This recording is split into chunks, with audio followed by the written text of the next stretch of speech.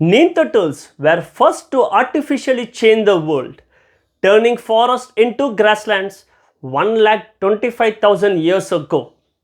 A 1,25,000 years old site in Germany known as Neumark Nord provides the earliest evidence that one of our hominin relatives, the Neanderthals, left lasting imprints on their landscape.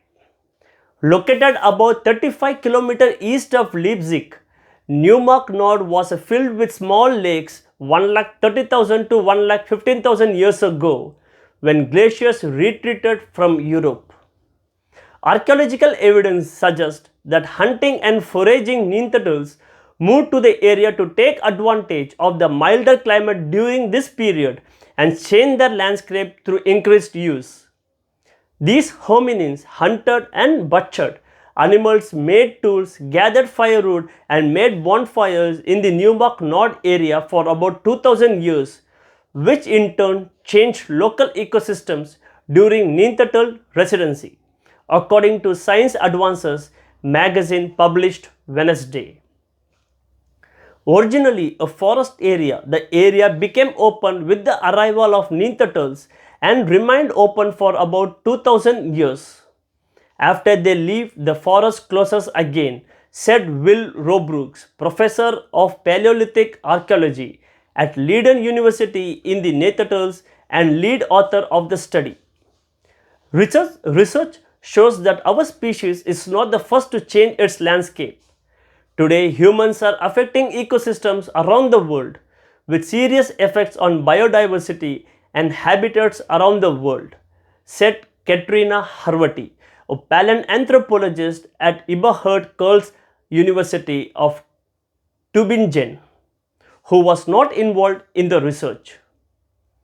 The new study shows the significant impact of human activities on ecosystems, even by small groups of hunters and gatherers, before the arrival of modern Homo sapiens, she added.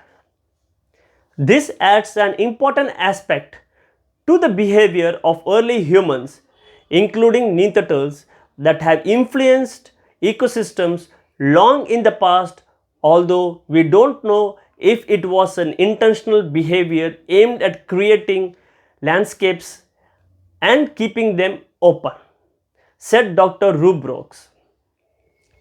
Archaeologists identified Neumark Nord for the first time in 1985 as a breeding ground for hominin colonization. Excavations in the late 1990s expanded the site and continued between 2003 and 2008 to confirm that the presence of Neanderthals actually influenced this landscape 1,25,000 years ago. Dr. Robrooks' group compared the new studies. While studying pollen preserved in lake sediments, the researchers have reconstructed changes in the local flora over the time. They found that birch and pine trees initially dominated the landscape, but were replaced with vegetation not typical of a closed canopy forest. Around the same time, hominins arrived in the area. On 61 hectares of land in Neumark Nord, researchers found many indications of our ancestors' activity there throughout the year.